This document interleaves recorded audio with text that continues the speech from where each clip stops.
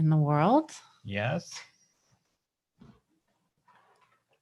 All right. I think we are going live too, and people are joining slowly. So if people can hear us well, please write in the comments and say hello and where you're from and what you want to hear about, maybe even.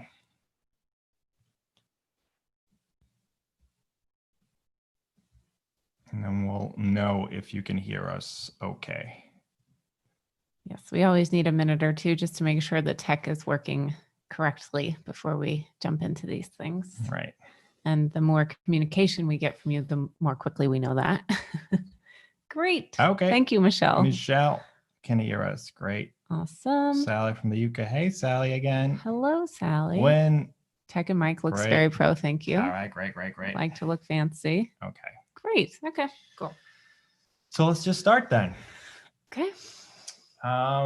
Well, a funny thing happened while we were just about to go live here, and Mara got one of those memories up from Facebook. You know, sometimes it's 5 years ago you ate a sandwich, like those kind of memories. But it was 4 years ago we had our first One Solution conference in Oslo. So that's when our organization basically started. We didn't know it at the time. Right. The seed was planted. The seed was planted. So for people who don't know kind of the backstory of One Solution and why we also created Accelerating Change and why we're doing this online course. And thanks, Michelle. She just said, "Can I thank you before you start?" Keep going. Keep going. Sorry, I got distracted by the yeah. comments. No worries. And it started of us wondering the questions that we are trying to answer in Accelerating Change. And that is that we came from a wide range of background. We'd worked with all kinds of different people. We had seen change happen on everywhere different levels, on different levels without not that much knowledge that was happening or seeing the full potential of it. You know, we were kind of just doing it and seeing like, wow, this works everywhere. Like this is true everywhere. This seems to be really, really cool. But we didn't realize how profound that was and how helpful that was and how that was something that you can go all in on exploring. Like, what if we look in this direction, things can change everywhere. Right. So we started by creating a conference, the One Solution conference in Oslo, and some of you guys are on here who were there. Win was there. So when we were there, we had this moment of, I don't know if you've had it, was like, oh, we can't do what we've done before anymore. It's almost like our mind was like, opened up. It's like, boom. It's like, wow, we can really go for something bigger. And then we started a nonprofit the next fall in a huge rush because we were so inspired by the conference that we applied for MacArthur's $100 million grant as people with no experience as a nonprofit, no board, no nothing. And we're like, we're going to apply for this $100 million grant with almost no proof of anything except our huge belief in what we want to do. It still boggles my mind that we didn't get that grant. Right. I don't know how that happened. We were kind of like really like, yeah, we might get this. Like, can't they see how amazing idea this is? But we were very premature. But so we applied for that just out of this inspiration because we saw something and we were just like full of inspiration and no limitations in our mind. There was no limitations of what we could or couldn't do. Right. We didn't have a box around it yet at all. So we applied for that. And then it's like, well, in order to apply, you got to be a nonprofit. So we're like, okay, we're now going to apply and try to become a nonprofit. And we find this place that could do it really, really quickly. We figure out what bylaws is and what you have to write and do. And we just scribble something down. And it was kind of created in a huge hurry. And it wasn't finalized. We didn't get our nonprofit exempt status yet. Like we were all on hold while we were applying for this. Yeah. But it had this huge inspiration and view for potential and that things could change. We didn't know all the answers, and we still don't, but we know like we want to go in this direction. Right. We want to try to figure something out from the individual all the way up to the global and see how it all correlates, how there's an ecosystem that connects us all, that unifies us all, that if we could see it, a lot of the challenges would be easier to solve or even just evaporate because, and we'll talk more about how that happens on different levels, but it was interesting. We got that memory because like, oh, that's why we created accelerating change, because just this morning. Because we were sitting in the same way and had this like epiphany, like, wow, we can do this, and we can do this. Like we have nothing stopping us. We have nothing to worry about. We can go for this. So we did. And then for 4 years, it's been a bunch of trial and error and following breadcrumbs and stumbling our way through figuring it out. And that leaves us where we are right now. And we're like, things have changed in a big way. Like we don't look at things the same way we did in 2016 when we had the first One Solution conference in Oslo. We've had one in Cape Town. We had one in Jerusalem. We moved to Chicago. We worked in the Congo. We partnered with amazing organizations like the Insight Alliance to work in the criminal justice system and the Spark Initiative to work in education.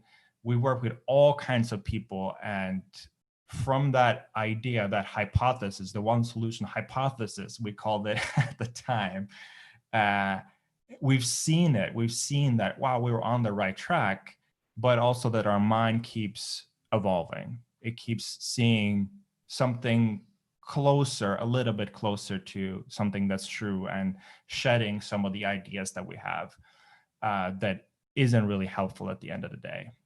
So we're still human. We make a bunch of mistakes, but it was just interesting that's why we created Accelerating Change. That's why we launched it last year. And 1 year later, we see a lot of things differently, but we keep what's the same, what we see as the same, and that's part of natural evolution. But we are talking about this to show people who might not see the link, might not see an ecosystem, see that things are connected, see that it's easier than we think, and that we can do something. You know, a lot of us feel like we can't do anything. It's too complex. Well, it's only complex at a certain level. At a different level, you can go in a very simple direction and figure out the complexity as you go along. So we want to talk to people about how to simplify it to the point where they can actually do something. Because when it's complex, we can't do anything. It's like, I can't do anything. It's because our mind makes it complex. Once we see a path for us, it's simple and you can do something. So whenever people are like, I don't know what to do, it's like, I know, because you haven't seen a path hasn't landed in you that you can do, that you see a solution for. And because you're working in a scale that you might not see yet.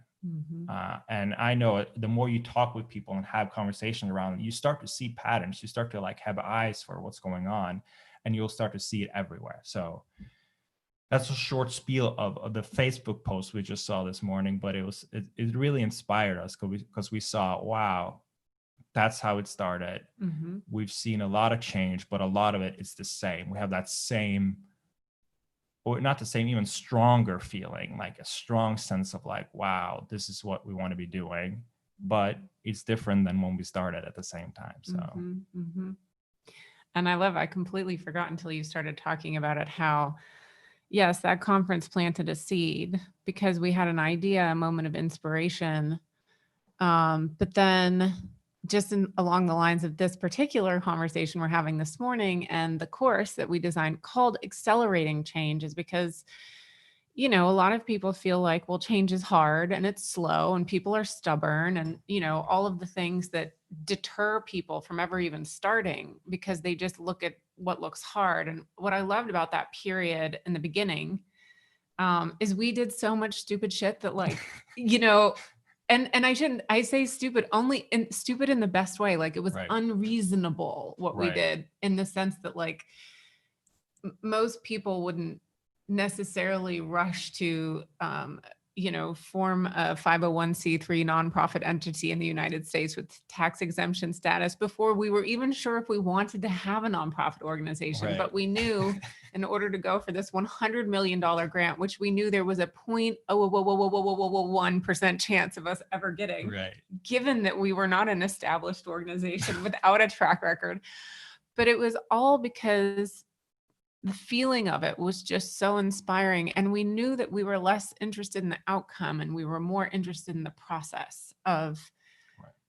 being free to explore what we had seen and see how far we could go with it, knowing that it didn't matter how far because it was all going to be grist for the mill, as they say. It was all going to teach us something. We were going to learn. And so we knew as we were going through this exhaustive grant application process with, by the way, the help of many incredible volunteers, some of you who may even be listening right now, people who really got excited and inspired with us.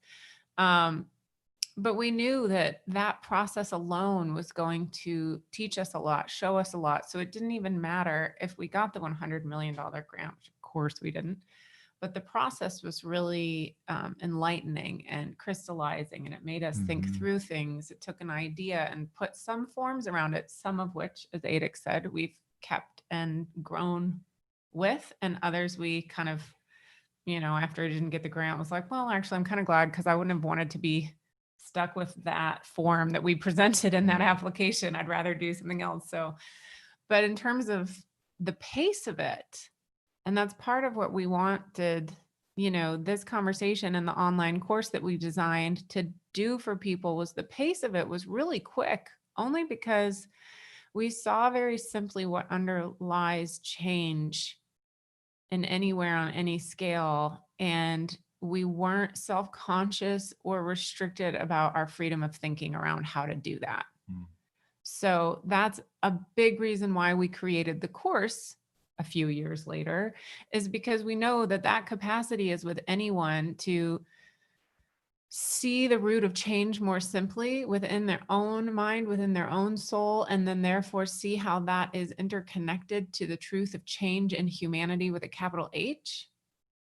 And that when people see that clearly and then don't get deterred by obstacles that they've made up in their mind, then they can go for things, run for things, try things. And that's the only way that change has happened in the world, is people who have stood up and said, I'm willing to suggest and do something outside the norm. Something outside the norm is what can create change. And we wanted to make it look simple about where that comes from in people and how you can do it, so that we could kind of ignite the change makers in all of us. Because, you know, in our humble opinion, that's what the world needs right now, is a lot of people who are inspired and awakened and alive about their human potential to contribute to making the world a better place. And that there's really nothing, if you see it simply, that can stop you in being a participant in that. Yeah.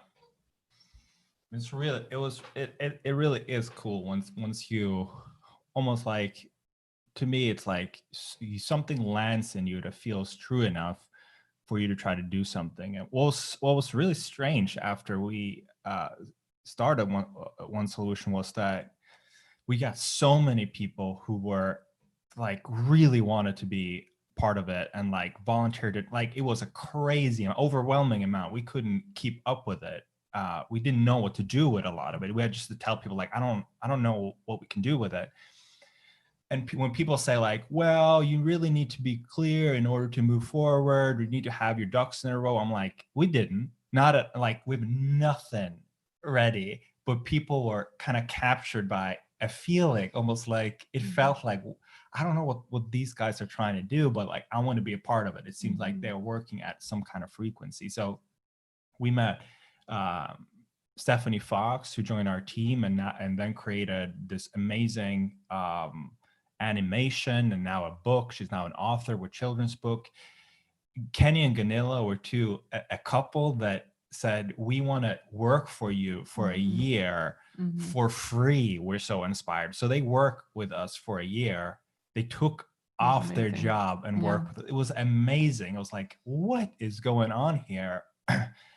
And since then, we've had a lot of people come in that way because they feel a feeling. They feel like, I don't know what it is, and I don't even know what this is about, but I want to be part of it. And that's why when people ask us a lot of questions, like, how do I do this, or how do I make change happen, or like, I don't see it this, or like, we see them working a lot on things they think they need in order to do something.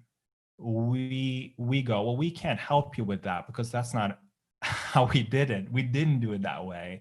We don't see clearly how to do it that way. We're actually really bad in that way. So our way has always been going for the feeling, the juice, as we call it, and follow that, and then stumble our way through it. And then we had to learn to play the game of a nonprofit, and play the game of tracking it, and play the game of measuring, and play the game of all those things in order to move forward. But in terms of people who want to try to make change, we've seen that it's a lot simple. It's more about the juice. It's more about you feeling something and not listening to all the other things, including the things that it seems like good ideas, or people might give you advice about, like really just trying to go with just the purity of the feeling, and then seeing how people respond. And what we see every time is that people respond so much better. And we've been able to go places purely on that. And when we try to sound correct or play the game, people are like, I don't know, this sounds cool, but I don't know if I want to be a part of it. And in working with youth, it's the same thing. Like, youth respond to a certain feeling, a certain energy. They don't respond to it looking a certain way. A program or a system or a box. And we saw the same with adults. So we just want to introduce this conversation with like, at the core of, if you want to try to make change, if you want to do something, if you want to be part of it, and you follow that thing, whatever that is, and see what happens, and be aware of the trick of your mind to create all kinds of boundaries that put things that you have to do before you do the thing you want to do. That's the trick. It's to see through that and try to move through that, because that is what stops a lot of us and makes it more complicated and less human in a way. Yeah. And I mean, we can see, sitting in the United States in this exact moment in time, that this is something that's really been pushed to the surface in the last few days around race in America, because we continue to have police brutality taking the lives of Black and brown skinned people in this country. And I've seen a huge surge in white people stepping up and saying, okay, how can I help be a part of changing this? Because they can see that it just stays the same. It's not changing. And part of the reason it's not changing is because people, exactly like we're talking about, are scared to get involved. It looks too complicated to them. It looks too scary. It looks too persistent, historical. It looks too systemic. And so an individual sitting there can get overwhelmed thinking, well, I don't know how to make a difference. But people are really getting to a breaking point of seeing that, well, if I keep saying that and therefore doing that, which is nothing, then I'm a part of the problem. My silence, in a way, is a part of the perpetuation of this inequality and this violence that persists in our country. And one of the things that, as I was reflecting on the fact that we were going to be doing this morning, that I'm really excited that we're kind of relaunching a second version of this online course, and we're trying to make it so accessible to people and so affordable. And if you can't even afford the $50, let us know. Like, we just want to put this out there because we feel that There are so many people that are hungry for, okay, help me feel confident being a participant in making change, because I see that change needs to happen, but I get overwhelmed. And I think one of the biggest things that stops people is just a fear of it being messy, or how they're going to look, or that they're going to say or do the wrong thing. But that's why I say what I like is that a lot of my white peers have said, okay, I'm over that now. Like, I don't want to hold back anymore because I'm afraid of saying or doing the wrong thing, or looking stupid, or looking privileged, or looking white, or looking like I said the wrong thing, because that's just not helpful. And I think finally people are seeing that. That's just one example that's very relevant today. I mean, it's this in my way, it's this, in my opinion, it's the same in a different form when you look at the environment, or you look at rebuilding the economy post coronavirus. Anything that requires people thinking and doing differently, it asks a certain getting over ourselvesness, getting over our desire to stay comfortably in what we've already been. You know, if the environment's going to improve, people have to go, okay, I don't have to keep being and doing the way I've been being and doing. For race relations in this country or any place in the world to improve, people have to be willing to say, okay, I don't need to stay comfy in the way things have been. I'm okay stepping out of that. I'm not afraid of whatever difficulty that might bring up, because I can see that down the road is where we need to go. I don't want to be one of the people that's keeping us standing still. So there's elements of the course that are really designed to help people see how basically to mentally get out of your own way, so that you can become a part of change, and that you can feel the acceleration that ignites in you when you get out of your own way. But then also, we do break it down. Like Adek said, we've followed breadcrumbs, and we've had a tremendous amount of experience over the last 4 years. I can't decide if I can't believe it's only 4 years or that it's already 4 years. Time is weird like that. It feels like, wait, that was 4 years ago? What? But we have worked in change and how to ignite and accelerate change on an individual, an organizational, a systemic, and a global level. And we want to help people find that juice that Adek talked about, because that's where it has to start from. But then also the course takes people through then how to bridge the gap that might be in their mind between, okay, well, I see it in me, but how does that apply to, political divide? Because that's something I'm passionate about, but I don't see the connection there. Or how do I apply that to being more involved in improving race relations in this country? Like, how do I bridge the gap there? So we really try to take people through how to see that what you're seeing in yourself is also true for the whole. And that's true on any level. And so we have that in there. And then we've also added some additional modules about kind of how to do that, how to take action, and then case examples, because that always helps people. It's just like hearing stories of how we've seen and done that in different areas on different levels.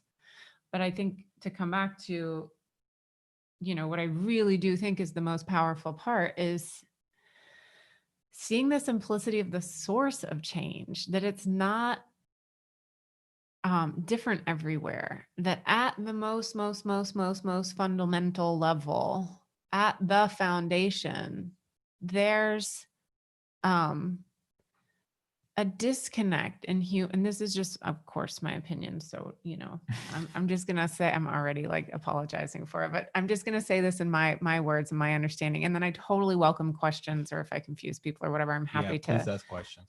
to share more about what I'm intending to say, because it's a hard point to make sometimes with language, because language is limited and it's easy to like accidentally fall in ditches with language. But I'm going to make an attempt, which is that, we at the source of all conflict and all instability in society is a misbelief in the separation we create inside our imaginations. This idea that I, as a woman, am different than Adek as a man, or as an American versus a Norwegian. Like, we could have and have had, because we're humans and we fall for that trick of the mind, have had times where we've been like this because my American way is better than his Norwegian way, and It's not.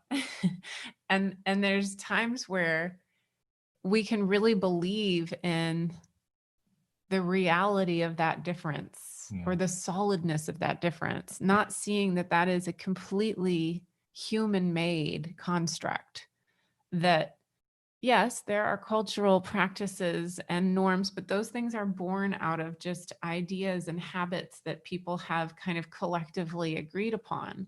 But they are just at their starting point, at the source, ideas. And ideas aren't truth. They're something we create to form community around, to form culture around. And there's a lot of ideas that are beautiful. I'm not saying all ideas are evil, but there's a lot of ideas that do perpetuate a certain amount of evil and destruction. Everything from that we as humans are superior to the natural world. So we just do everything in our power to control it and manipulate it to our advantage. Let's extract more from the earth because that works out great for me in my pocketbook. Or let's manipulate agriculture so we can have excess all the time. Like that, we're starting to wake up to the fact that that invented relationship between humans and the natural environment is very destructive because it overlooks a deeper truth, which is that actually we're all the same. Life force energy is all one thing. It's all interconnected. We have to love all of it and embrace all of it equally because it's required. Life as one holistic, embraced, unified thing is what's going to allow life to thrive. And therefore, it's the same when one race gets an idea that it is somehow superior to another race.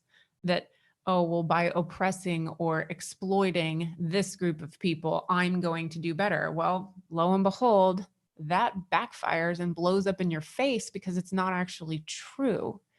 It's an invented lie that culturally groups of people have gathered around in an attempt to feel safe, in an attempt to feel part of something, in an attempt to feel like, oh, yes, that's going to work out better for me if I put my group, my race above this other. But because it's not actually true, because it's invented, because it's a perpetuated lie, it just creates problem after problem after problem, which we see currently and over the years. Because actually the deeper truth, which is same between, the natural world and humankind, it's the same between white and black, it's the same between Norwegian American, it's the same between man and woman, is that life is all unified and all one and all the same energy, and it only thrives when all of it thrives. And so we have this ability to help people look within and see below the layers of conditioned ideas thinking that has been made up, that creates this illusion of separation, which perpetuates conflict and struggle and inequality in the world. And so really starting from that's how we see through this stuff and begin to make progress on it and begin to build structures and systems and institutions and global relationships that honor the truth of oneness, the truth that life and this energy that we all require to survive and thrive is a part of all of us equally. And when I say us, I'm including every bit of the natural world as well, animals, plants, anything that you can look out of your eyes and see right now is a part of what I'm talking about. And so coming to that level, it suddenly does look less complicated because It's all the same. Yeah. it's all the same. And then we don't have to play a one-up game of figuring out how to right the imbalances by somehow thrusting one thing ahead of the other. It's not that one group of people or one kind of animal or one type of tree or one kind of business is suddenly needs to be claimed to be better than another. No, that's more of the same. That's more of perpetuating the same problem. It's truly leveling the playing field on a spiritual level, seeing that it's all equal. It's all valuable, so that when I look at the earth, I see a piece of myself. So that when I look at a man, I see a piece of my woman. So that when I look at another race, I see my own race, because I realize it is all one race. It is all one life force. Me, the tree, the man, the woman, this race, that race, the baby, the adult. We're all equal players here. And if we can honor that, we will begin to act and behave and create from that foundation, from that source, which we feel begins to create solutions in the world, because it's solutions that honor a deeper fact of life. And then we can build from there. We attended a conference in Oxford a couple years ago with the Skoll Foundation. We were speakers at a conference there. And one of the speakers, I wish I could remember his name, I'm terrible at this, but he said a beautiful quote that I loved is he said, any society that tries to build its structures on top of a foundation of insecurity is trying to build a building on quicksand. It will sink.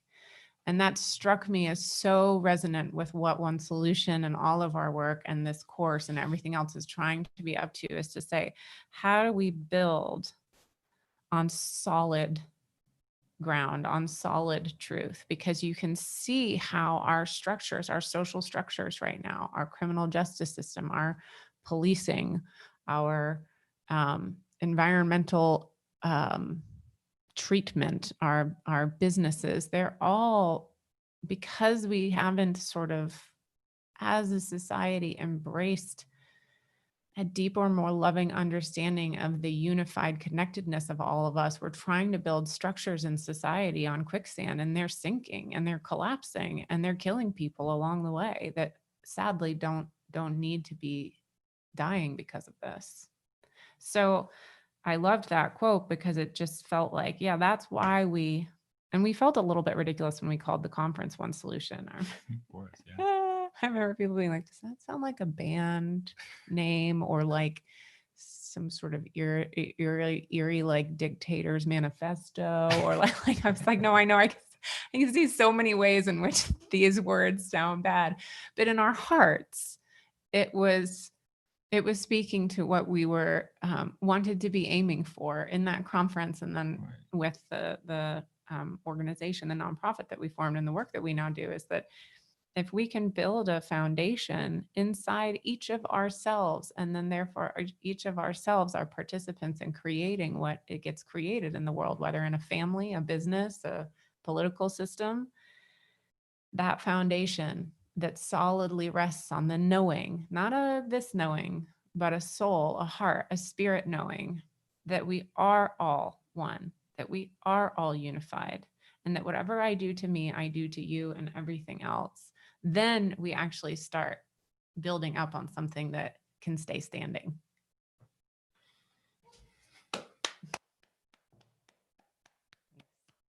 You're my husband. So. I see people clapping. I see it. I see it in the chat box too. Thank you, Sally. Thank you. Oh, someone raised their hand. I don't think so. Yeah, I just saw someone. Oh, that might be if you go to attendees. How do I do that? No. Go. There's a Q&A. This person didn't raise their hand? Oh, okay. Doesn't look like it. If people are on Zoom. Sorry, I did raise my hand by mistake. I knew it. Okay. All right. We'll check the people who are watching not on Zoom too. So if you have any questions, please ask a question or say what you think about what we're saying so far. Yeah, we'd love to hear from you, and also hear how we can be helpful in this next hour that we have with you. Yeah. Is it making sense so far? Please let us know. Somebody asked what course. So if we mentioned when we say accelerating change, it's based on an online course that we created a year ago that we're now relaunching, which you can check at onesolutionglobal.org / accelerate. Accelerate. Right. Or you can just find it on Get Involved. And we have now put it down. You can get up to an 80% discount. We have a sliding scale. You can pay what you want for it. So you can check that out after this, but that's what we refer to. If people want to go more in depth on what we're talking about, please join our course. We're starting on Monday. It's 6 weeks. So yeah. Let's see if there's any more question. I don't see just people saying it's nice, it's beautiful, love this. Thanks, Mara. Okay. Okay. All right, let's continue.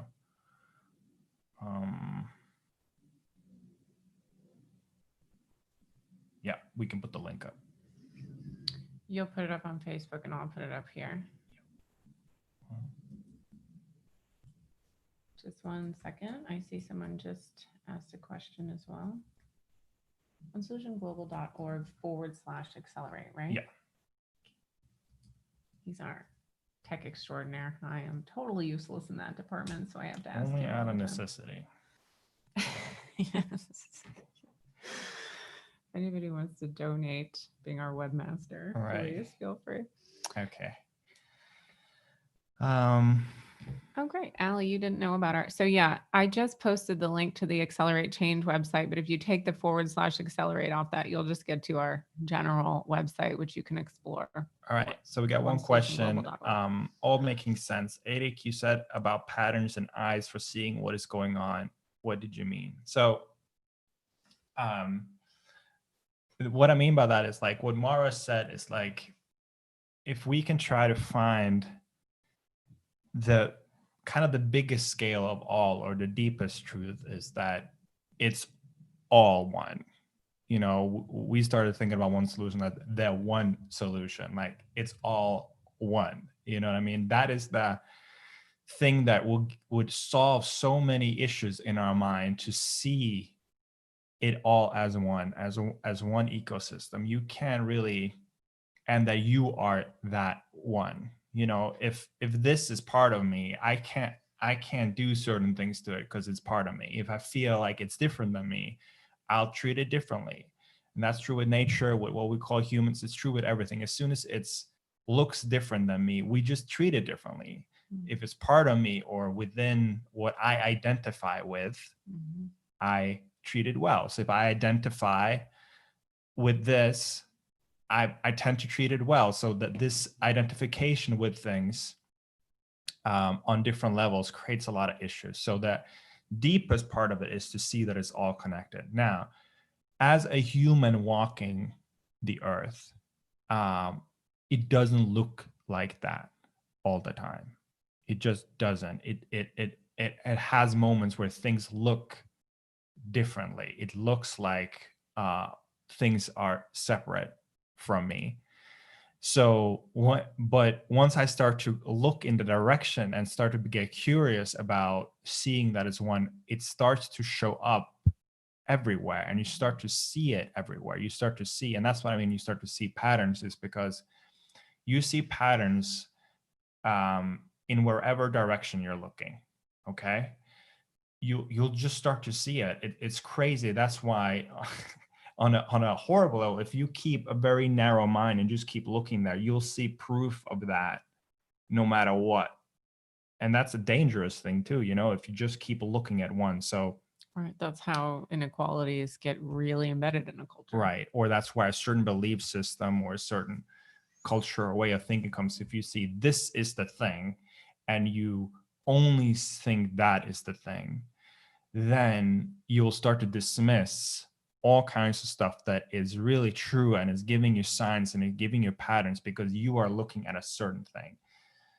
And that's why we looked at one solution in the beginning, like as a thing, but then like we can't look at it as a thing, because if we do that, we'll do the same thing that we're trying to avoid. We'll look for truth and only see confirmation of the direction that we're looking on. So you start to see patterns based on what you're looking at and what you think is true. So we had to like widen our lens big time and see a wider angle that was facing a deeper direction. So it was wide, that meant that we were open to so many possibilities, that we could reorganize and rethink things continually, but we were kind of like scanning at all times for a certain direction. Okay.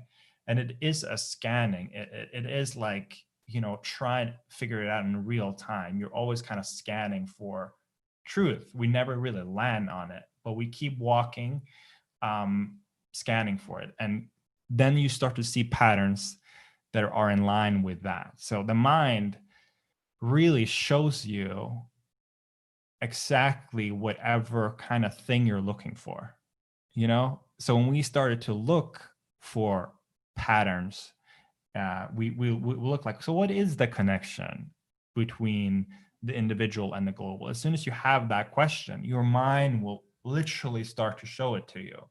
But it's just before that, it wasn't something our mind was searching for. It wasn't looking for it. So those patterns didn't come up because we were looking at a certain thing. So the mind is so cool that it's like whatever thing you're curious about, you'll start to see patterns, you'll start to see examples, you'll start to see experiences. It is pretty crazy. And then over time, you'll see things that are amazing. And this is true whether you're looking at this and you're just trying to figure out this, and you just like go like a laser. Your mind will go like, I'm gonna get some laser answers for you. Or you go wide and the mind's going to go, I'm going to give you a bunch of random things and you have to figure out the noise. And we've gone from the laser to the wide to the laser. We go back and forth. But when I said that, it's like the mind is amazing, is that if you are interested in something, it will show it. It will show you the thing you're interested in. So, yeah. We had someone with their hand up, but I think he dropped off. Okay. Larry, are you there? Larry? No? Okay. All right. Anyway. Cool. The chat you're referring, you're actually writing in it. So I know. I don't know how she could be writing it, but not seeing it. That's so strange. Okay. Yeah. So Sorry Allie, for the tech. Yeah. it's bizarre. I don't know why you can't see what I'm posting, but that's so weird. So just write this down on a little scrap paper off to the side. It's www.onesolutionglobal.org. So ONESOLUTIONGLOBAL.org. If you need me to say that again, let me know. I can do it at the end, but got it. Great. Glad that worked out. Awesome. Cool. So let me know if that makes sense, Sally, for that question. Oh, we got maybe one more here too. Stan says, everything you have said I've been working at for 50 years, but you have not given any clue about how to spread this understanding at scale. Okay. Well, yeah, I mean, I can speak a little bit to that. Like, we've often asked ourselves that question and continue to, because we can see that there's certain things that we have put our minds and our energy toward that have grown, and some that have kind of fizzled or stalled. And again, this is not a perfect answer. This is just my best guess to date, but is that for people to do some kind of work in the world that promotes a deeper realization of our oneness, so that we can begin to build families and communities, societies, and institutional structures that honor that oneness, is that we just have to start. And then, like I said, see what almost resonates, vibrates, lives, and grows, and then where it just hits a dead end and it can't go anywhere further. So, we have, like we said, we've done conferences where we brought people together in Oslo, Norway, Cape Town, South Africa, Jerusalem. We've done those conferences as an attempt to see, can we get people from different backgrounds and different parts of the world that are struggling with different issues in those particular geographical locations to come together and look at this conversation. And we ourselves have evolved how we talk about that with the world, because we've seen that certain things go further than others. So one of the kind of evolutions or adaptations that we've made is we realized having a specific, almost like a psychological structure that you're trying to make this point through, only goes so far. Like some people get into that and really resonate and grab onto it. And other people, it's like, it feels too, I don't know, like they have to join something Like a or thing. like Yeah. a thing, like almost like a philosophy or a religion or a psychological approach. And so it only seems to go somewhere for those people that embrace that form. And so that's one of the things that we've been playing with more recently is, well, what if we ditched that altogether and just tried to show up with groups of people and relate to them in a way where we're sharing this more from a human to human in the moment sort of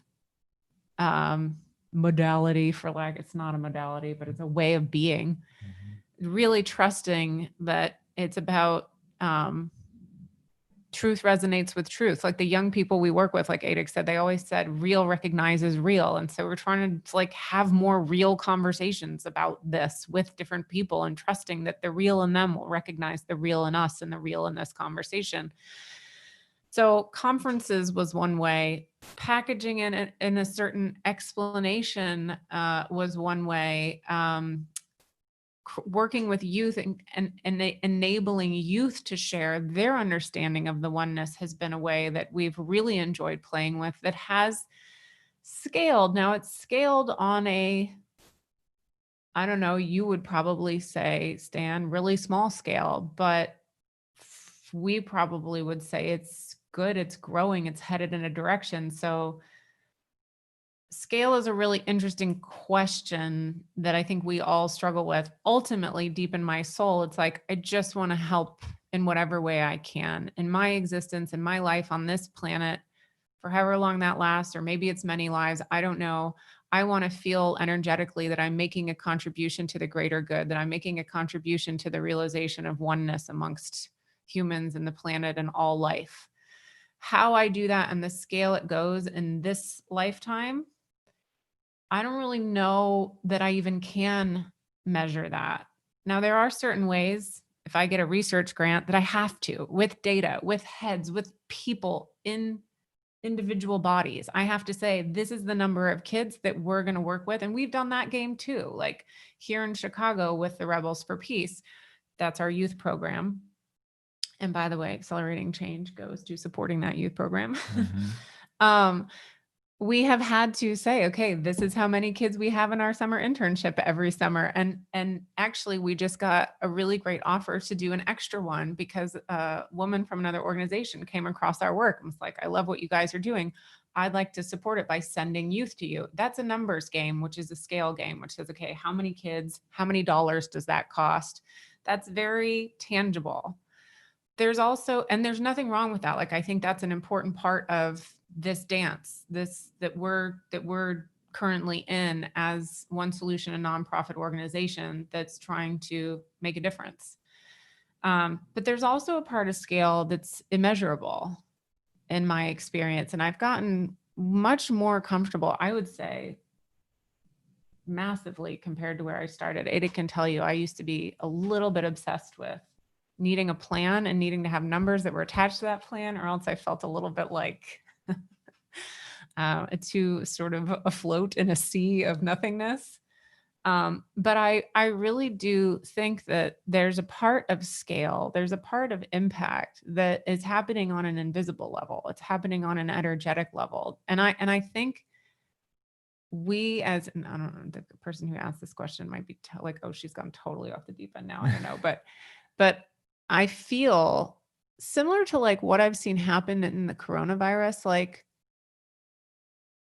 there are so many people that are making subtle but profound changes to how they're living their life that's not going to go back after this virus. Like they've decided that spending more time with their kids just makes sense and feels better to them. They've decided that living in a tiny apartment in a busy city doesn't feel good to them anymore, that they want to reconnect with nature.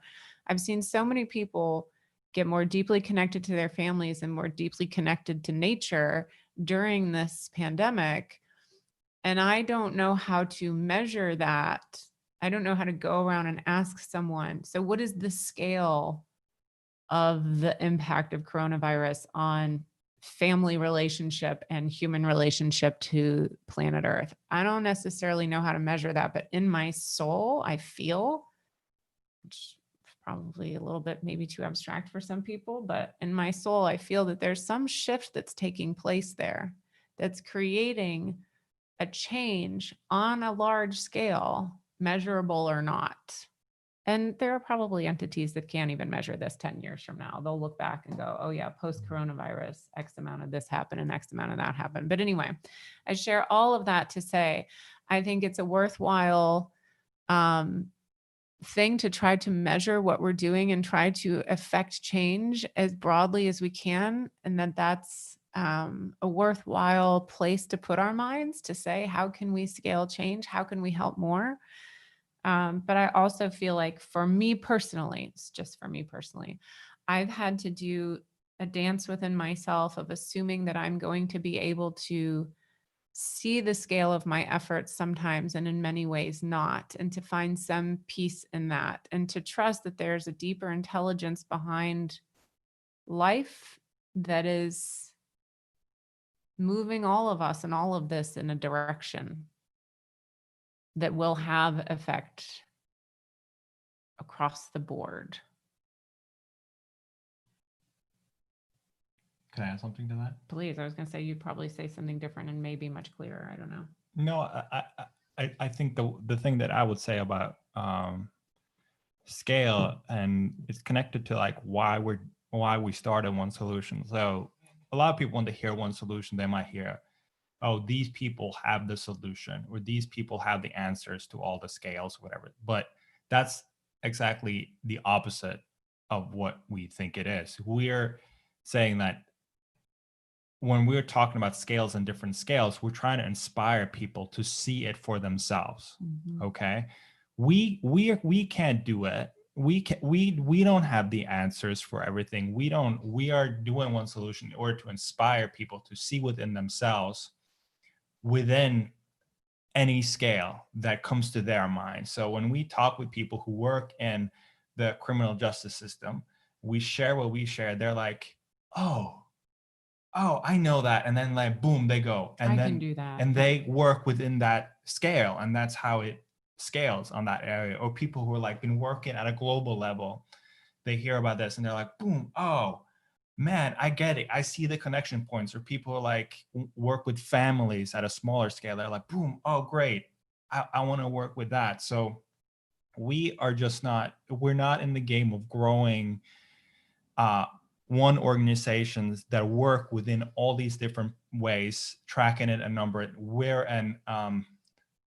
trying to Ignite it. ignite across insights all. and on every level for people who are interested in that, because we're only a few people. We're a very tight team. So examples of that are in working with youth. All the youth that are going through the youth programs this summer, they are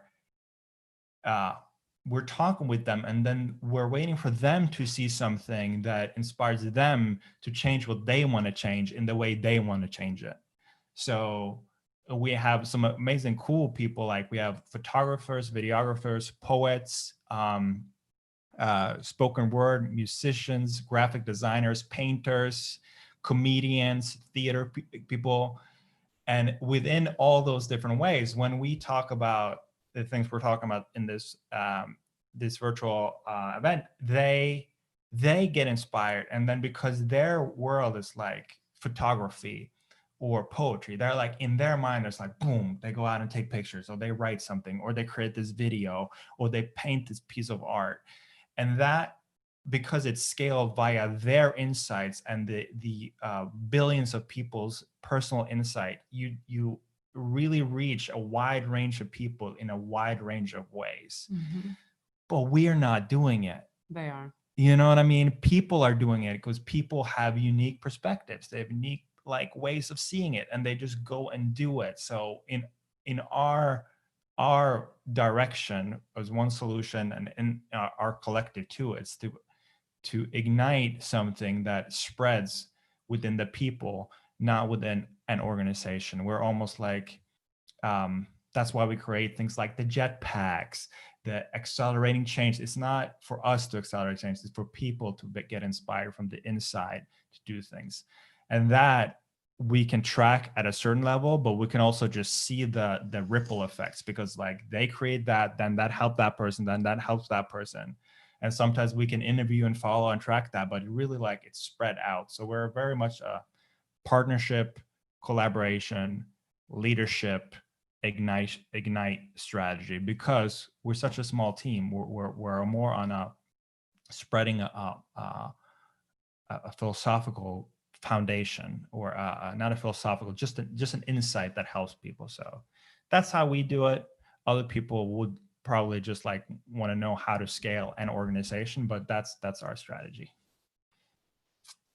Okay, Chiara wrote, remember that scale comes from measuring productivity for the sole purpose of profit. Can we see scaling an org differently? I don't have an answer, i.e. measuring happiness, less violence, and measuring safety and happiness. So changing our narrative of scaling must be organic, inspired ripple effects. I love this partnership.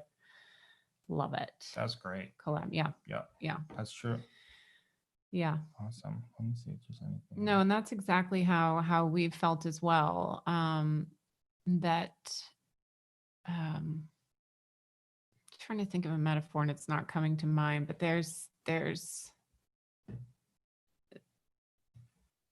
almost like there's certain elements of life that are worth looking at from a measurement perspective, and I can see value of that. And then there's others, like we've often talked about from the beginning, like given that what we're up to is what Adik just described very eloquently, thank you, which is that we're about igniting a realization inside of people so that then they can then use that awakening and then that in their own expression, take that out into the world and have that ripple out and create change in whatever way makes sense to them. Sometimes we're going to see that and sometimes we're not. We're not going to live all of the hundreds and thousands of people's lives that we've worked with. We're not going to go then live their lives with them. And we don't want to make it ours, because then it wouldn't spread. It has to be theirs. It has to almost live its own life, not the life that we have in a way. So we don't want to link everything to us, because then it won't spread in the same way. Right. And to your point, it's typically measurement is about funding or profit. So it is true. It's an interesting game that we play as a nonprofit. Yeah. That we're up to something that we're totally comfortable allowing to live its own life and run free and not measure it every step of the way. So then how do we get funding? Which is why we're very creative. Because we do both. We do both. Yeah. Well, we can do both. Yeah. But I understand Stan's point, which is from his, heart. From working for you're interested years, in what are strategies that will help move this momentum along toward a tipping point. And I love that question. And I feel like that's not ever anything you're going to come to one answer. I think that's where we've evolved a lot, is we used to think we did have kind of an answer for that. And I think we've moved towards seeing that there are going to be infinite answers to that, and it's going to be evolving as humans evolve. So you're going to have to keep your mind really, really open. If you sort of point your heart in the direction but leave your mind directionless, that sounds weird, but leave it totally open, then your heart and your soul will continue to guide you toward what feels like it's going somewhere, what feels like it's helping, what feels like it's having an impact, because it's, again, I think it's bigger. It's bigger than like creating a tipping point in human consciousness, if we're going to just go ahead and call it that. I don't think it's something you can measure. And so you kind of have to abandon the need for certainty and the need for scaling in a specific way and just go all in on that. If I point my heart in the right direction, my mind will see what forms and strategies I need to create today to help me do that. And what strategies do I need to abandon yesterday because they're just not working anymore, So I think we've evolved a lot on that front. That being said, if you, take our online course, Accelerating Change, like that is our attempt to put a form around it, to Yeah, put it's some one form. strategy around it. Like it's not, 6 modules and 20 lessons of us just saying, hey, point your heart in the right direction and see what happens. Like, no. Although maybe it should be. I don't know. Now I'm rethinking the course. No. Yeah. But so we do get into like what are some of the strategies that we've tried that have Right. worked, and what are some of the things that we've seen that don't work. So we talk about listening to communities and really looking to ignite, as Adic said, the resilience and the wisdom and the kind of what's the word? Innovative thinking in them to change systems. So that's a strategy in a way, and we talk about that. We go into depth about that and what that looks like. Yeah, in a way, listening is more than listening to people. Like in a way, and this is going to sound really, really, really strange, but if you take listening to not something that has to do with ears, okay, so take that away. Let's see, listening is more of like getting a perception or an understanding of something, like opening your filters to everything. Okay, let's say that is the definition of listening. Not to do with your ears or sound or anything. It's opening your filters to perception of everything. Okay, so if that's the case, then you could listen to what's going on.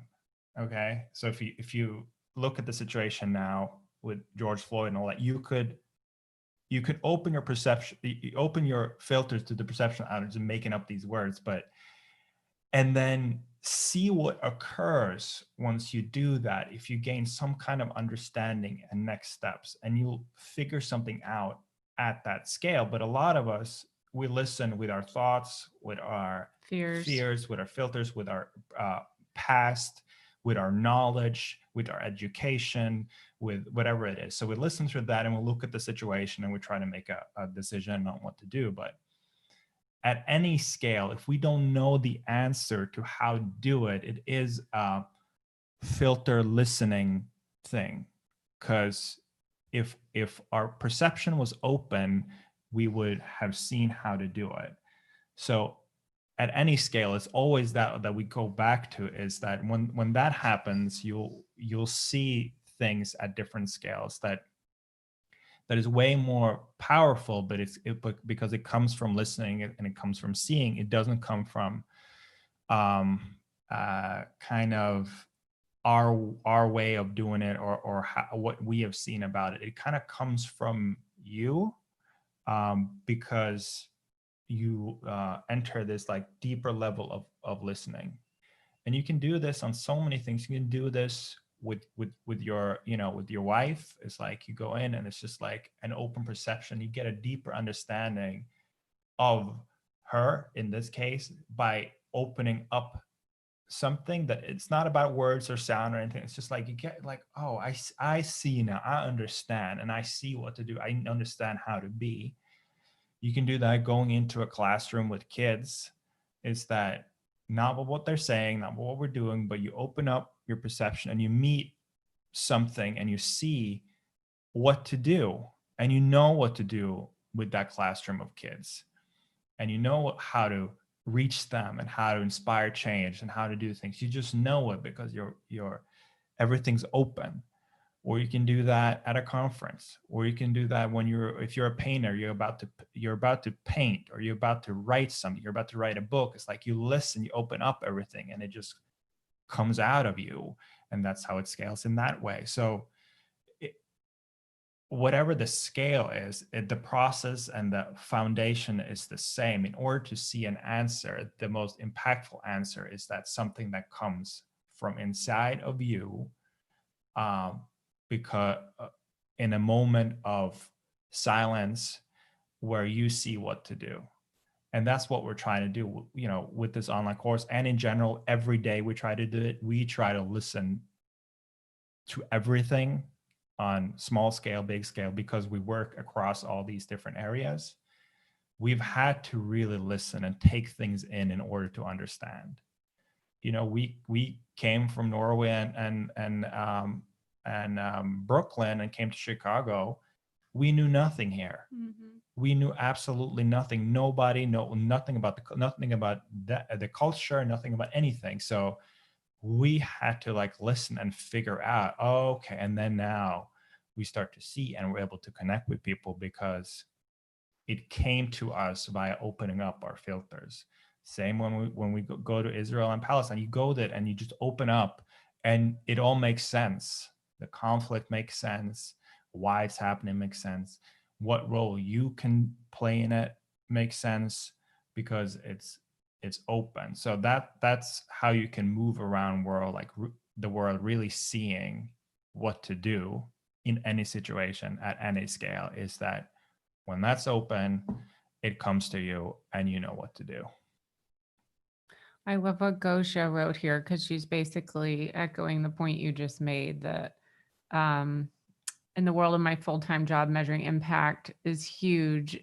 It's what helps me. But what helps me is just letting families see things for themselves and they tell me what impact they have made to their lives, which then covers the impact and outcomes that we set up. Right. Since I stopped measuring and trusted families, all the impact just happens. That's cool. That is very cool. That's really cool. Yeah. Yeah. Any other questions or comments? Thank you so much for those questions.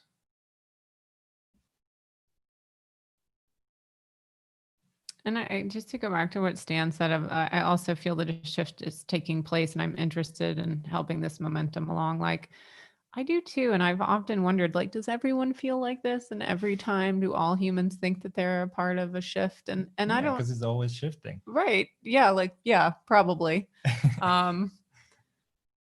But this is a really simple point I'm going to make, but I feel like it's really helped me. Is like there's days where I can feel really excited and hopeful about that. And I can even see all the shit that's going on and see that that's part of change. That when big change occurs, there's upset and there's discomfort and there's resistance, that all of those things are almost beautiful indicators that change is happening. It's like, yes, we should all be getting pissed off about this. Like, this is a good sign. This means change is happening. When it's all just kind of going along, you can kind of assume not a lot of change is happening. So there's certain days where I also feel a shift is happening. I feel a part of it and I feel really inspired about it, even though change can sometimes be really gnarly and it can bring up a lot of discomfort in people and then lots of people, because that's what societies are, is it's this collective churning that's going on. And when I'm excited about it, I have this trust and I have this openness of mind, like Adic talked to. I can sit with a group of people and listen to them, or I can wake up and decide this is what I want to spend my Saturday doing, is having this conversation over the internet, because it feels like it's a part of moving the ball along. It feels in the momentum. You know, when people talk about in the flow, like there are times where when you're excited and hopeful and creative and curious about the change, you become a part of the momentum. And then there's other times where I'm like, really, world, this is where we still are. Like, this is what's going on. Like, another police officer did this to another. Like, it's so infuriating. And I just feel like we're not getting anywhere fast enough. Whereas it's the same exact thing. One feels like, yes, this kind of churning and discomfort equals progress. The other is like, seriously, this is how far we are from any kind of so you can see like, and this is what's so fascinating about pointing people in the direction of their mind. And this is what I love about like working with the young teens here in Chicago, is we really want to show them, look, both are true, but where do you want to hang out and where do you want to put your energy and your life force? Do you want to be a part of the momentum, or do you want to be pissed off and frustrated and paralyzed by your discontent with where things are at? Both are totally valid. It's not a right or wrong. It's just and I have to live through both because I'm a human, and I think it's natural to have days where you're in both. But I would say more so, and enough so that it makes a noticeable difference in my life, is more of the time I see the change and the discomfort and the resistance and go, yes, this is this is momentum. This is a direction. This is change How can I be a part of it? How can I show up? What are the ideas I can get? And lo and behold, like Adix said, if you point your mind in that direction, like, how can I be a participant in the momentum? Then you will get ideas. That's what's so beautiful about the mind. That's what's so perfect about the design of it, is that you will literally see ideas. And if your mind is open to, how can I see that this is just all part of the oneness of life, that we're all trying to find our way to a more connected, more holistic, more harmonious way of being. And you could argue for hours, well, that's not what other people are doing. Actually, there are people that are working very hard to keep segregation and inequality in place and exploitation. Okay, I believe that there are lots of people doing that too. But I also believe that there's a whole bunch of people, even those people that are doing that, that really just want to live in a better feeling world, that really just want to feel deeper connected to something inside themselves that feels whole and okay. That's just their understanding of how to find that right now. But I believe more so that there is a collective shift of people that are realizing, oh, if we all want that, we all have to see something deeper about the connectedness of all of us. And so I want to show up and I want my mind to be free to see how I can participate in the momentum of that direction. It's not going to be perfect. I'm not going to feel it every day, but as long as it's 51% of the time, like, I'm good with that. Mhm. Yeah. Michelle says, it seemed to me that there's a universal language of truth that people know exists, but they may not know how to live from there. Yes. The predominant universal language at the moment is fear, whether it's spoken in Spanish, French, English, or any other language. Yeah. Yeah. Yeah. Yeah. I think that again, I think that's a different type of listening and understanding that is beyond language. You start to understand the world in a way, and you could reflect on, like, if we were all silent and free of our noise, we would just get it. You know what I mean? We would just know, and we would just see, and we would able to communicate at a completely different level than language, in a way. And we still do. It's just that we rely on language, which is the most confusing things in the world, is words and language, in order to gain understanding. Is that we've forgotten there's a different type of understanding that's a lot deeper, and that is really, really closer to nature and closer to everything. So I think that's really, really cool, Michelle.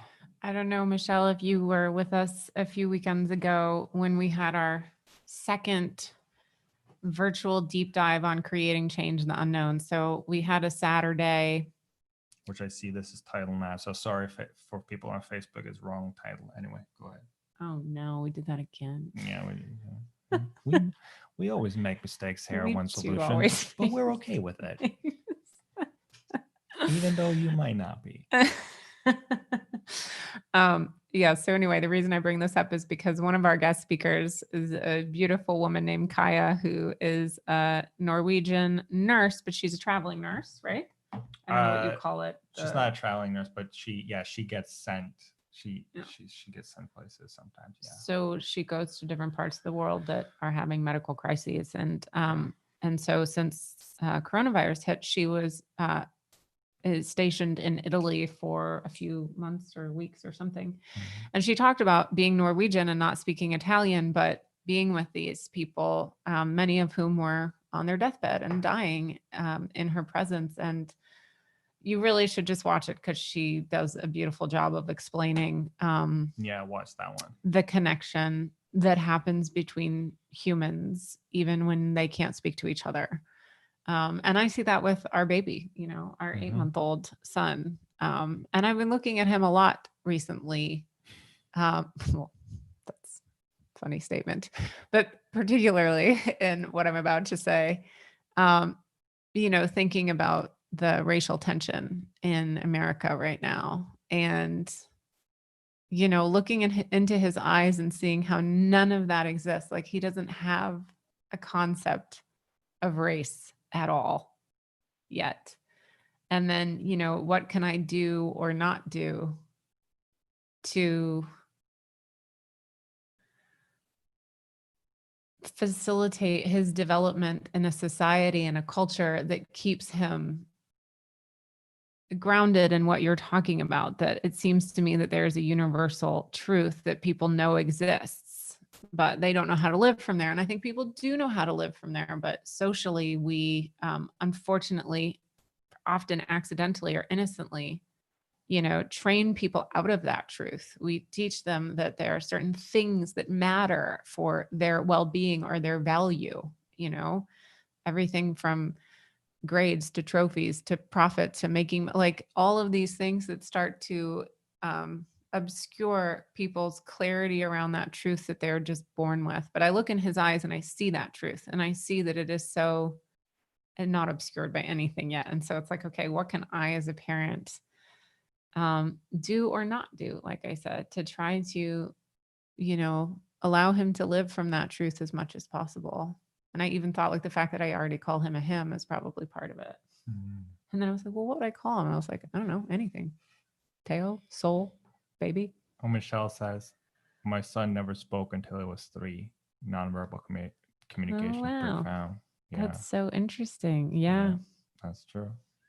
Well, and when I was in college, I nannied for an autistic kid that had no verbal skills at all, and really loved communicating with him Yeah. without words. It was really, really cool.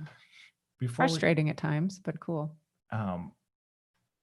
we got about 15 minutes left, guys. So if you have any more questions or comments, please let them know. I wanted to mention one thing about what we're talking about that might be helpful for people, because like when we talk about getting inspired or going for something, or like at any scale, and there's like this assumption of huge scale that we have inside of us and should do these crazy things, but I also want to speak to that if we can do what is coming to us naturally and within our current understanding and knowledge, in a way, you'll get to do things, but also not freak out or feel useless. You know what I mean? And what I mean by that is that sometimes when I hear people like, or I saw people doing amazing things, I'm like, I can't do that. Or you wake up on Monday and like you're depressed, and it's like, damn it, I can do any of that stuff. Like I'm not. Then it's like, it's a matter of doing what is occurring and do not care about scale in a way that it has to do with a hierarchy. Okay. It's amazing how quickly I train scale to be hierarchical, meaning that bigger is better, or I should understand more. More understanding is also hierarchical. So it's all about doing that, and the bigger, the better. And it was always a disconnect from where I was, because my mind always went higher in the hierarchy than where I was. So I always felt like I wasn't there. No matter what I did and how much I understood and how I was able to do amazing things, if I just lived in the amazingness rather than in the hierarchy that I put above it. So good. So live in what occurs to you, and like dismantle the notion of hierarchy on scale, or that matters more. That if you work with 100 people, that matters more than one person, because you will just live a completely different life if it's just like you're just with what you're doing. If you're with one person, you're with that person. If you're writing an article, you're writing that article. If you're with a group of people, you're with a group of people. And you get to live in the moment without feeling disconnected to what you're doing, or feeling like you're not where you're supposed to be. And it's the trickiest thing, and the most common thing. We get this question all the time, and people coming like feeling they're not doing enough, or and especially if they hear this, we can do it on any scale, and we tell these stories of people like having amazing shifts and to do all these things. And our mind makes it hierarchical and comparison based, when it's never like that. It's nothing to do with that. Change has nothing to do with numbers or size at all. Like do what you can and live within that. And on if Monday, your filter is like this, sorry, I'm not going to do that, but live in that filter. You know what I mean? And then if on Tuesday it's like this, do all you can within that, but like, don't try to always be up here or be here when it's like this. Like, You won't do anything. you won't do anything and you'll always feel like a piece of shit. Trust me, like there's so much of my life I felt like I wasn't doing enough, or I wasn't achieving enough, or I wasn't helping enough, or people were doing a different scale, because I wasn't living within what came to me and I wasn't enjoying it and I didn't see the power of it. I thought there was more power in bigger, more power in helping more. It isn't. It's a total illusion of the mind. Total illusion of the mind. Like, so when we talk about scale, we're only talking about scale that comes to you in a way that you can do something about it. If it's not there, disregard it, forget about it. It's unhelpful. It's an illusion. It's a trick of the mind trying to make you feel like you're not where you're supposed to be. And it's bullshit. Like, it truly is. Like, it has nothing to do with power or change or anything. So I'm sorry for this rant, but like, No, it's really if you important. live just in that, whatever size it is, moment to moment, day to day, number one, you'll enjoy your life so much more and you won't feel like a piece of shit.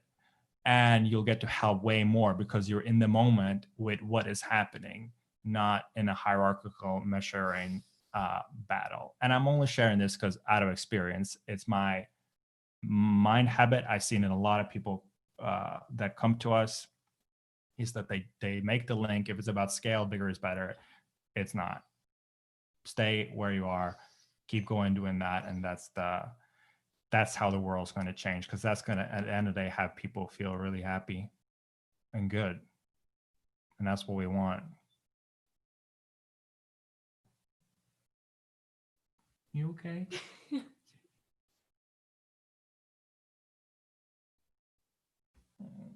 Just... That really helped me.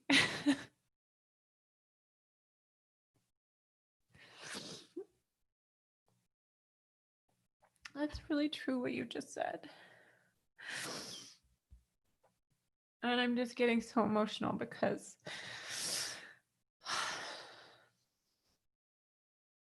I just saw my family and my brother and I went for a walk. We had a really nice conversation. Because I think since, his family was killed by someone who was clearly lost from what we're talking about. He didn't feel connected to the oneness that we know is really true. And that's how people end up hurting people. And I had this feeling after that happened that, like, fuck, we have to do more faster. Like, but then I also knew that I can't do what I can't see to do, So I couldn't really see how to do more faster, but I felt a pressure that we should. But I had the nicest conversation with Max, my brother, talking about just getting really comfortable recently with not needing to measure my life by doing anymore, and just trusting that being is enough. That being, and really just being in your being, is what the world needs more of. And that there's no amount of doing that's going to prevent people who are hurting from hurting other people. But being, and being from a space of what you just described so beautifully, of like seeing what you can see to do in any moment and doing that, and not beating yourself up, because I guarantee you that person who did that to them was probably beating himself up all day, every day. He probably wasn't enough in his mind. So listening to you, I just thought, like, yeah, that is the answer. That is how less hurting happens. So it's about, you know, making change, but it's also about just being and allowing yourself to be and who you are and do what you see to do. And that's it. That's that. There's nothing more to do than that. Anyway, sorry. I didn't No, don't say sorry. mean to get extremely emotional in response to what you said, but it No, was really no. helpful. Yeah, it's helpful to me We too. just do these for ourselves on Saturday mornings. Just-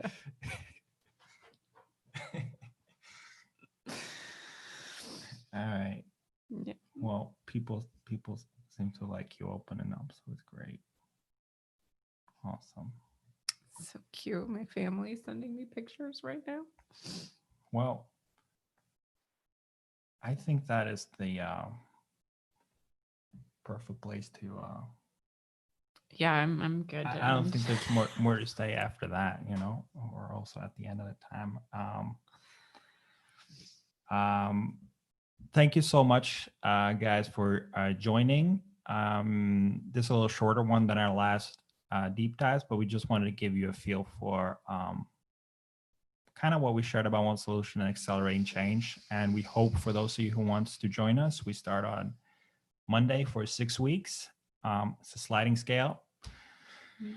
So other than that, I feel really good. Thank you guys for interacting with us and questions as always. I will let you know for future ones and other deep dives, but Yeah, and feel free to email us any questions that you have about what we talked about today or Yeah. about the course, or if it's unrelated to either of those things, that's fine. So info@onesolutionglobal.org is where you can email us any questions or comments or things that you want to share. yes.